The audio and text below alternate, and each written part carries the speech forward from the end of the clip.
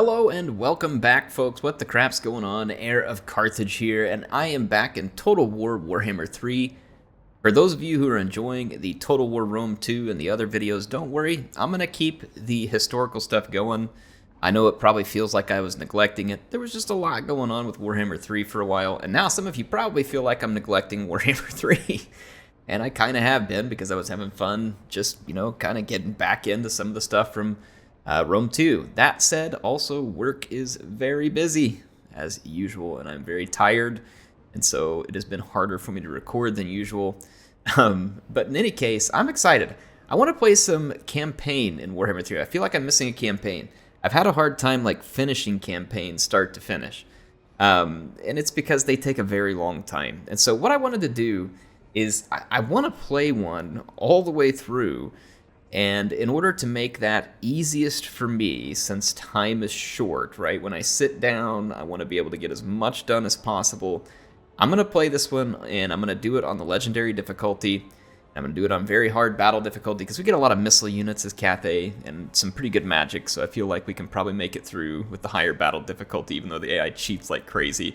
I did turn on Ultimate Crisis Mode, just for fun. And we're going to go ahead and start this campaign. And why Cathay? Well, Cathay is an interesting one to me. They're a fun new faction. They're one that I really hope to see on tabletop in the old world. I think it'd be fun to paint some of their models, and to have some of the minis to be able to decorate the office with here. But then also, I like their playstyle. I'm also using a mod that is called Dead's Cathay Unit Pack. I've showed it to you before, and it seemed pretty popular with some of you all, so I'm going to be using it. It adds a few more units. It's not the one like I showed that had all the cool Jade units and stuff like that. So it's not that one. That was also a good pack, by the way. But yeah, this one, Dead's Cathay unit. And it basically adds some extra kind of more standard type units and an extra piece of artillery. So it's nothing insane, but it should be fun. Hey, anyway, before we get going any further, you all make sure and check out the sponsor for this video. Hey folks, are you need the new gaming chair or desk? Well, make sure you check out eWin Racing. They're sponsoring the channel. I've got some of their awesome products. They work great for me. Right now is the Cyber Week sale. If you use code AIR, you can get 20% off. I've got a link down in the description. Make sure you go check it out if you need yourself a new gaming desk or chair. All right, well, part of the reason why I picked, now honestly, if you're looking for the easier start, I do believe that the Iron Dragon has the easier start. Miao Ying has a slightly... Did I say Miao Ying? Did I get it? Miao Ying, sorry. Miao Ying. I don't remember how they do. Hang on, let me go into the diplomacy and then I'll remember. Western provinces. Miao Ming and Miao Ying. Okay. Alright, Miao Ying has the slightly harder start. She starts a little bit further north and she has to immediately protect the wall, which will ultimately be attacked by Kolek and many other forces. We've got to deal with some rebel forces nearby. Yes, they are rebel scum, and we will treat them as so. I'm going to put an alchemist into this army and go ahead and attack the rebel lords of Nanyang. So I will see you all on the battle map for this one. Alright, folks, I'm here in the battle. I know some of you really like it when I do the cinematic battles. That just takes longer to record, and I will do those from time to time in campaigns, whether it's, Warhammer 3 or a historical game or whatever. So it's not that those are never going to be here, but in this case, I want to be able to get more recording done. So anyway, yeah, I picked this one because I wanted to be fighting for the wall a little more. I've not yet played a Cathay campaign where I actually get a hold of the Celestial City, and I've also not yet gotten to really finish a Cathay campaign. What I may do on this one is, obviously when we start here, I'm going to show you all every episode. What I'm going to try and do, though, is record roughly 30-minute episodes. That way it's easy for me to record, and I'm actually going to hopefully pile some of them up so I can try and make this a daily thing for you all. I mean, I will do my best to do that, right? I've tried all kinds of different methods with campaigns, like running a few at a time and alternating, doing different kinds, and honestly, if I probably don't just focus in on one, I'll probably never get all the way through one, and I do want to get through some. Our balloon's about to get hit by those peasant archers. I don't want that, so I'm going to unload on them with our balloon. I'm going to come help my long spearmen. There's a cavalry charge there, which we're going to easily repel, and then I'm going to countercharge these peasant long spears. I've now stopped them with my leader. So there is the Storm Dragon whipping through some filthy peasants. My Jade Warrior is going to come in after him as well. Let's... Yeah, we're going after their Lord here. I'm actually... They were wanting me to charge at him, but I think I'm just going to shoot him to death real quick. Yeah, we're going to do way more damage to him at range. No need to even get up there and fight that one. So, yep, our Sky Junk has completely shredded the peasant archers, and there goes the enemy army. So pretty efficient for us there. In fact, I'm not sure we lost a single unit. How about that, folks? We start things out with an infinite kill ratio. I like that. So they lost 173 of their forces, and we lost 0. That's exactly the right amount. It's perfect, in fact. All right, we did pick up an Ascendant Celestial Armor there, which is going to give perfect vigor to the character that's using it, so that's pretty sweet. We don't need to replenish our army, and the treasury could be helpful, but I mean, unit experience would be kind of nice too. I don't think 100 is a lot of experience, but then again, 250 is not much into our treasury either. Let's go ahead and just take the unit experience. We are in an easy position to push. Nan Li might be a little bit better though for us to just wait one. Well, what's the... Nah, the garrison's absolute trash. Let's go ahead and push on it. Take it, then recruit units. That way we can get a little more done in our first turn. The auto-resolve looks like it's going to be kind to us here. It was okay, it wasn't bad. We'll occupy, so we've now got Nan Li under control. Let's go equip our new stuff, and then take care of our first skill points. We're going to go into Route Marcher first. I want to work over to Quartermaster, Lightning Strike, all those things that I find very useful. Magic, of course, very useful as well. But for the time being, we're going to have to go somewhere else. Let's see. We can build up the magic on our Alchemist here. And Searing Doom is actually really good magic because it's pretty great at busting up key infantry formations. Now, this building chain here would actually be better placed in Nan Li. However, I kind of need to do it. Well, I'm going to have to build up to it regardless. Let's go ahead and put it here in Nan Li. Let's tear this one down at Nan Gao. Let's go ahead and start kicking out some pottery and other resources there. We do control the whole of the Gunpowder Road, so we can issue a commandment here. We can reduce plague and spread control, or we can get extra income from tariffs, research rate. Let's do this control and anti-plague. I do believe we're going to have Skaven in the vicinity. So Pome, Wing Chang, and Terracotta Graveyard, all in control of the Rebel Lords. And one of those is not visible to me, which means it's probably off in the mist over here. So those will be our next targets, and I'm sure that these guys will probably turn on us as well. Let's go ahead and look at some recruit. I don't know if it's going to actually give me these recruits on this turn, but I'll try it because I am tearing down that structure, so it may not give it to me on this turn. Not 100% certain. Ammunition for peasant and crossbowmen. This is going to be good because we're going to be really focused on missile damage because of the difficulty here.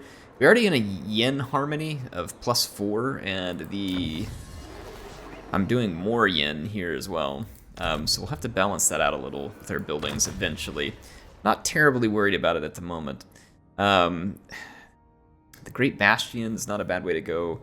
Dragon Emperor's Wrath is also pretty good because if we get it high enough, we can have attrition for anything that comes into our range. Of course, extra growth is never a bad thing either. But I do think I'm going to point it. I think I'm going to point it here. Dragon Emperor's Wrath. So we'll get some extra control, which we're going to need. The difficulty is going to be hurting us. Our first caravan is ready to set out. So we just need to select a place to go, and then I like just giving them all the monies. And then we're going to pick the place. I mean, it's nice to have one that's fairly possible at first. But you also want, as much money as you can return. What is this one? So that is 6 turns, 7 turns. 6 turns looking pretty good. Yeah, and we can choose to go either of these routes. That one looks like it's the same. So we're going to set a caravan route, and we're going to pick these guys, crank up the cash, and dispatch and hope they make it. So we're going to take a bit of a risk. I like to run the risk with the caravans. It's paid off really well for me in the past. We'll see whether it's going to now, but that is definitely one way you have to make a lot of money throughout the game as Cathay. Whoa, I mean, I thought I was tripping there, but I just saw that Terracotta Sentinel's head moving back here. I don't know if you guys watched that. That was kind of weird. Caught me off guard. He's looking. He's a Sentinel indeed. Did we get our actual warriors there? We did pick up the warriors, even though we were switching that over. That's absolutely awesome. All right, sweet. We got the pottery set up, and we could use some Yang Harmony to kind of counterbalance. But if we were going to get some Yang Harmony, we want growth with it. So yeah, let's go ahead and put this growth building here. That will help out. Let's increase the amount of pottery we're pushing out. And since we're pushing out some pottery, let's find someone who's willing to trade with us. It looks like we've got a good opportunity here. We'll also take military access with these folks. That'll make them like us. We can hit this balance offer button right here, and they're willing to pay us a little bit out of all this as well. So let's propose that offer. Get us a little bit of trade going. I'm not sure if these other factions are ready to talk to us yet. Let's talk to Brother. Yeah, Brother will trade with us. Alright, so Brother, Sister. Alright, there we go. So we got him involved. And that should be fine for now. So that'll pick up us a tiny bit of income. Not much. Not much. Enough. And that's going to leave us ready to make our move.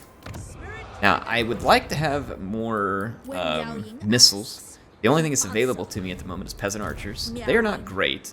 But, again, playing on Legendary, we're more than happy to take quite a few missiles.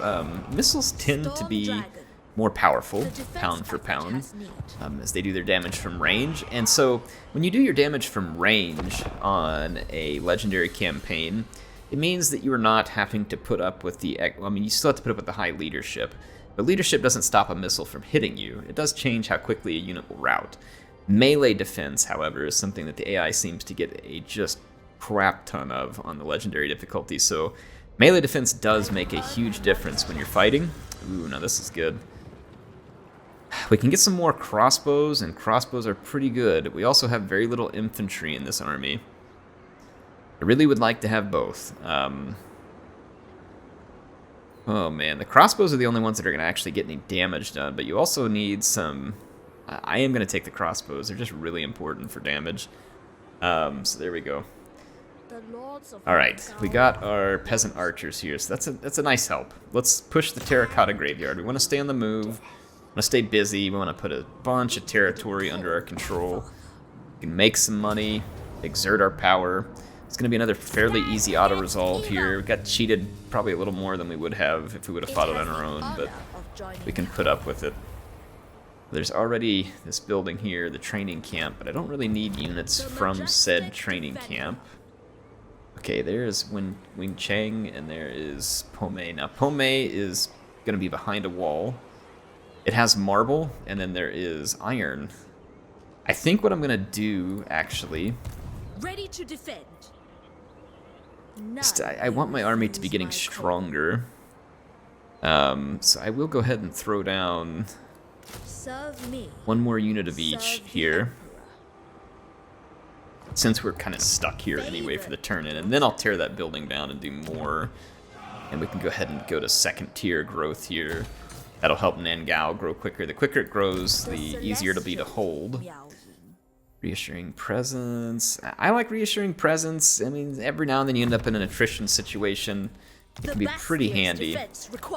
Let's take care of our skill points. We had one more, so let's go ahead and throw that in there. And then our Alchemist has a skill point here.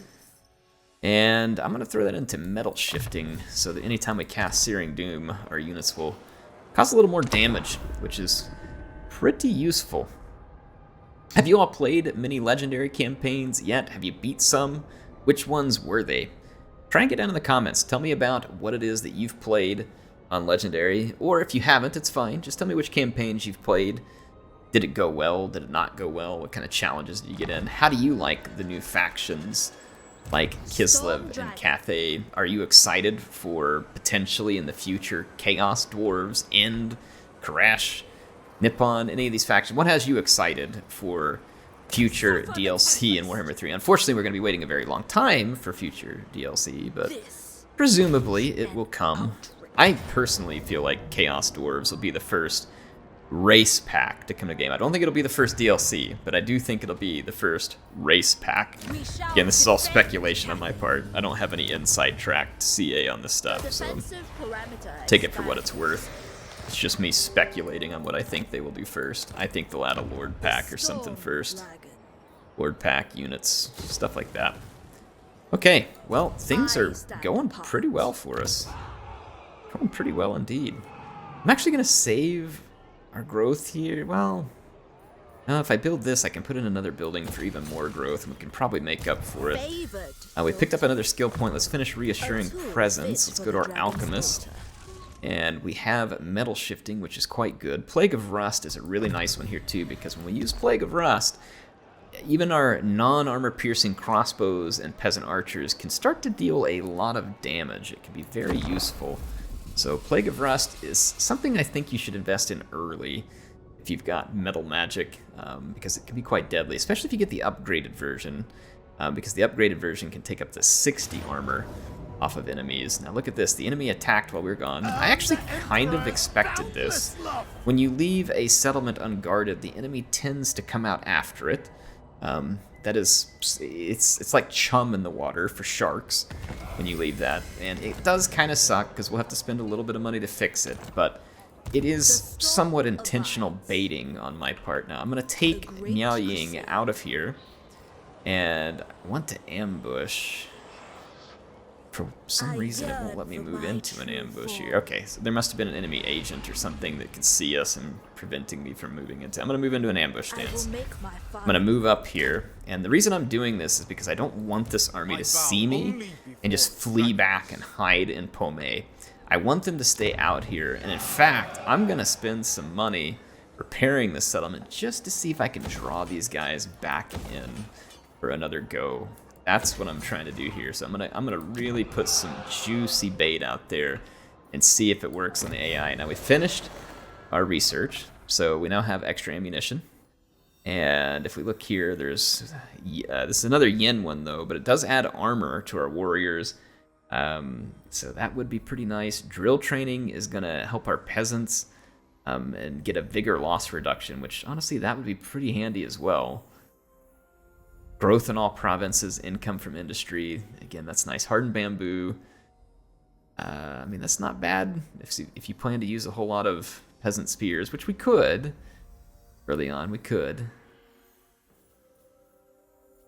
Upkeep for Yang armies, which...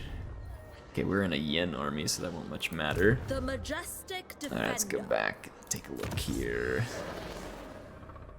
Upkeep for Yang armies, or for Yen armies. We might want to work towards that one. It's a number of turns away, but that would be nice, and it gives us a banner we can put stock on a certain unit. Yeah, let's end this turn. See what happens to that enemy army. It's probably going to run back to Pomei, but we'll see. Maybe we'll get lucky here. So again, the whole point is we want to drag them out in the open, kill them in the open where we have a big advantage with our lord. It does not look like they took the bait. That is unfortunate. Unfortunate, but that happens. Ambusher discovered. Alright, so they did not necessarily discover my ambush, Ready to defend. but they did not take the bait. So... I'm gonna go ahead and move up to here, just kind of out in the desert. Yeah, they've got a lot of armies, a lot of troops. It looks like, actually, never mind, that's someone's caravan, but still, they got a lot of peasant troops out here. It's gonna be tough for us. I'm actually, Storm Dragon. we're sitting on a lot of money, and there's really no reason not to put more troops in our army. Yeah, we're just gonna go into a standard stance here because we went back in the settlement. I'm gonna just throw some more. I'm running kind of a balanced melee missile, but I am going heavy on missiles. You can go even heavier on missiles, and it will work out fine in most of these fights, as long as you go in and micro it fairly well. But I'm choosing a more balanced approach at the moment. I will probably go fairly light later on infantry, just like kind of a minimalistic protection line, and then I'll really heavily invest in missiles The challenge with that is when you come to, say, like a siege battle, it can be pretty rough. Now. All right, we got +4. We add it to the water supply, we can get growth and 6 here, which will kind of take us over to the Yang side, at least temporarily. But remember, we're doing research that's on the Yen side, so it should actually probably work out pretty good. And we pick up an extra 20 growth for 5 turns, so it's an extra 100 growth. So let's add it to the water supply here. Our caravan completes. Oh, sweet. We picked up some solid treasure there. I stand apart. That is some good The stuff. defense effort has need. Let's see, 1, 2, 3, 4, 5, 6, 7. I got 7 infantry and 7 missiles. I'll just go ahead and To fight for keep me it balanced is an here. I'm going to honor. stack up troops. The AI is stacking up on Ready to troops, so we defend. might as well. Alright, I'm just making sure our stuff gets attached here. It looks like it has so far. It's not much, but we'll throw that pigeon plucker pendant on there just so that it's active somewhere. Let's take a look at ancillaries. Nothing we can give out there. Or here, so nothing to take care of at the moment. Favored daughter. And yet another turn. Our Caravan Master skills up. Now, when you look at the Caravan Master, the maximum cargo capacity is a good one because you're going to make more money, but also this one right here is really important. Not getting caught in an ambush. So the chance of Caravan ambush -50%. It's actually really good. We're going to do that, but most of the upgrades that I ever take are going to be down here first for the caravan. I find it works really well for me. You'll have to feel that out for yourself, but I think those are the best upgrades. Keep yourself from getting ambushed. That means your caravan's going to get stronger over time. Then you can start investing even more money into it, because honestly, money's not too bad early in a Cathay campaign for either the Iron Dragon or the Storm Dragon if you play your cards right, because you can cause a ton of damage with some fairly low upkeep troops and some magic from your leader, it should work out for us. So we did just switch over to Yang Harmony, but that should change as we complete our research. We're now sitting on 19 units. I do want to draw the AI out, so I'm going to move out here into an ambush stance, see if we can lure one of their armies up here. Juicy target up here for him to pick. In fact, I'll go ahead and throw an upgrade onto the settlement here and see if that will bait them out even harder. And then back here at our other settlement, we should be able to upgrade this building, which will give me access to Jade Warrior crossbows. We very much want to get rid of our peasant archers and swap them for crossbows. Definitely what we need. How much is my research going to switch this, by the way? So 1 turn away here. That's going to add 1 more yen. We're currently Yang 2. And this one's going to add another yen, so that'd be 2 yen. We'll be a little off balance still, but not the end of the world. I think I'm going to go ahead and just put in another Yang growth building here. Alright, there we go. We're not going to be in perfect balance for a little while, but we'll get there eventually. Greasus wishes to trade with us. I mean, he's a disgusting ogre, but if I do this, it kind of keeps the ogres off my back for a while, which is in and of itself pretty important, and it's going to make me more money. So I'm going to do this for now, although I do expect that eventually we're going to have to fight the big brutes and take them on and, go fill the Great Maw with their corpses until finally the Great Maw is satiated. No longer, it worked. So they did see me. It is not an ambush. But we get an opportunity to fight our enemy on open ground, and we will take this. Now, a couple of dangers here. They do outnumber me badly in the missile department. I do have a couple of things in my favor, though. I'm going to have the Searing Doom bombardments, and I'm going to have Miao Ying to help me as well. Be a very powerful character. And although they outnumber me, I do have several crossbow units which outquality them, and my infantry outqualities and basically outnumbers them here as well too. And I've got the Sky Junk, so I think we'll be in good shape. Let's fight this one. Alright, I am ready to start the deployment. I've got a very basic infantry in front, ranged in the back type of formation. I am going to move all my units forward. They are waiting on reinforcements, which are over 1.5 minutes away, so we'll want to move our Sky Junk up and start targeting their missile units. we should be able to cause some pretty significant damage to their missile units. I do kind of want to push them to see if I can anchor my left flank with this big rock formation. That way the enemy won't really be able to get around my left flank. So I will continue to push the issue here. Alright. Sky Junk is unfortunately slow. I'm going to fast forward for a minute. This unfortunately means we're going to have less than a minute to the reinforcements by the time I get anywhere near them. But, like I said, at least we'll have that rock ready to anchor our flank, and we'll be able to push the enemy quickly. But here it comes. Yeah, I'm going to move all the way up and get my flank up there. Alright. Getting close. I want to get the balloon close enough to where I can go. Oh, okay, never mind. I thought they had artillery for a minute. It was a fireball. It actually had an interesting track on it there.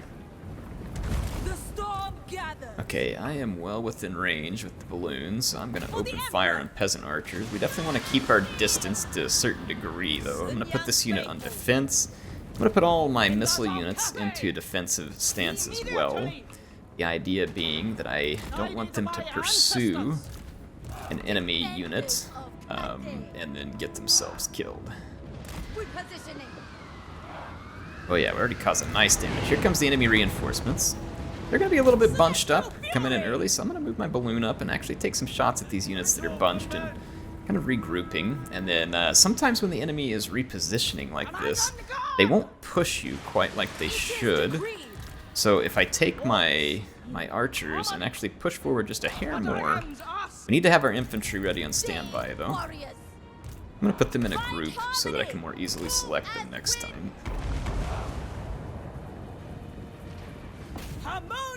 Keep targeting. Oh yeah, look at that. So we're going to get opening volleys with our missile units, and we're going to cause tremendous damage to a couple of their units.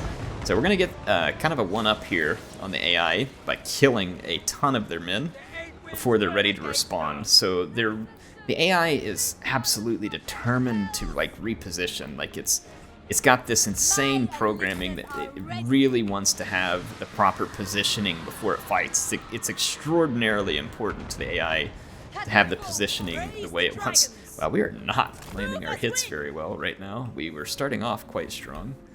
We are struggling, but my archers and crossbowmen are paying big dividends right now, so we're going to let that continue to pay off. So I'm getting first shots and getting key damage. This blob is so juicy. Please land some rockets in there. Please land some rockets in there. Yes, we did land a few. We got some good kills there. Went from 38 to 77. I might be able to get one more salvo in here. Come on, do it, do it, do it. See, the AI, again, they're absolutely determined to reposition. It's just a thing they do. I don't understand it.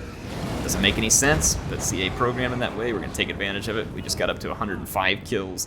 So, I mean, we are rocking their world right now. Now what we want to do is go ahead and bring our infantry group. Get ready to run forward so that they can't get... Oh, that blob is disgusting, and we are absolutely raining death all over it with our rockets. Okay, their guys are moving up. We're going to pull our infantry forward. And what we're going to do now is press the infantry advantage. I'm going to leave one unit back here to kind of help hold down that flank. I figured the AI would probably come after that flank. There we go. So I've left a couple of guard units back. We are getting tons of kills with the Sky Junk. The Sky Junk loves a good blob.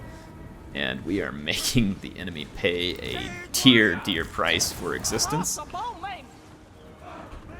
Crossbowman. All right, let's bring Miao Ying up.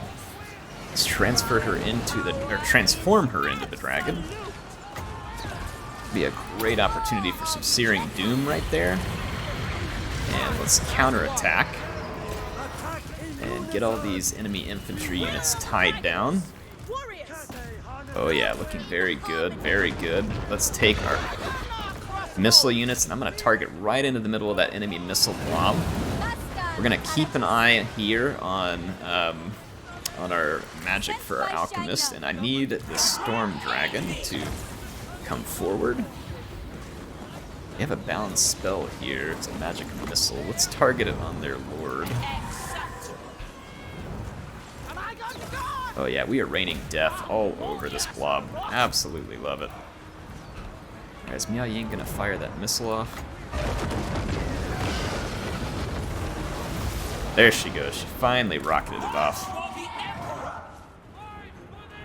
I'm going to attack this blob right here, because actually right here, this looks vulnerable to a chain route. Our missiles are raining hot death all over this blob. We are fighting very efficiently at the moment. Very efficiently. I'm going to go ahead and stick these guys in a group, and I'm going to push them forward now because the AI is falling back. They are being pushed back heavily. We are up to 414 kills in the Sky Chunk, and that is enough to send the enemy routing. So that is an epic victory for us. Now, not quite as good as our infinite kill ratio, but still not bad. They lost 1,733 to our 47. So rest in pepperonis, sweet princes. What do I want to take here? I can just kind of replenish all my troops. Let's do that, because I intend to push against them on this next turn. And we've got them so badly damaged at this point that we can probably go siege Pomei and hopefully get it in our hands here. We do have a Beastmen tribe now raiding us, but I'm not terribly worried about them at the moment. I really want to focus on the rebel lords here. Yeah, see, that was such an epic victory that it now gives us an opportunity to follow up, and it says we're going to lose here, but let's be honest. Even if they sally out, these guys are dead. Like, they are dead men walking. So I'm going to build some siege towers, and we're going to hold this siege on them, and we'll be able to force them to come out and fight, because they're going to start taking losses if they don't. This other army of theirs will get to replenish some, and again, it'll probably turn around. They'll probably come fight, and we'll get an opportunity to beat them. But this has been a great first episode. We got a couple of provinces secure, almost entirely. We're about to get Pomei, so we'll have a couple of provinces secure, making good money, a near full army, so we're going to be in very good shape to get things started. And then from here, we'll see where our enemies pull us next, but good opportunity potentially to take some territory here, which would bring us up close to our brother down in the south. Or we could just take an early war to these guys here and take control of Weijin. And that would give us a huge city to control. So that's something I'm actually going to consider, is eventually taking the fight to the, what are these guys, the Celestial Loyalists? Yeah, taking the fight to them and just taking over Weijin. Let's go take a look at our skill points. We can now put one more point here. Ultimately, I mean, these are pretty close to the same. I'm going to put it in Fervor. Then from there, we'll go to Irrepressible, and I'll probably start dumping it either into Lightning Strike or Quartermaster. I like both, or yeah, both. Several good skill points over there. Let's go to our Alchemist, and we can put another upgrade here on Plague of Rust, where I can now overcast that. We can take 60 armor off of enemy heroes or key units, which will allow us to melt stuff, even like Jade Warriors, very quickly. Anyway, hope you all enjoyed the episode and that you're excited about the campaign. I'm excited for it, and I hope you all stick around. Like I said, I'm going to be trying to make episodes near daily, so be patient with me. I'll get it done, and we're going to go as far into this as we can and just kind of see how a Legendary Cathay campaign plays out. HeirofCarthage signing out for now. I'll see you soon with some more.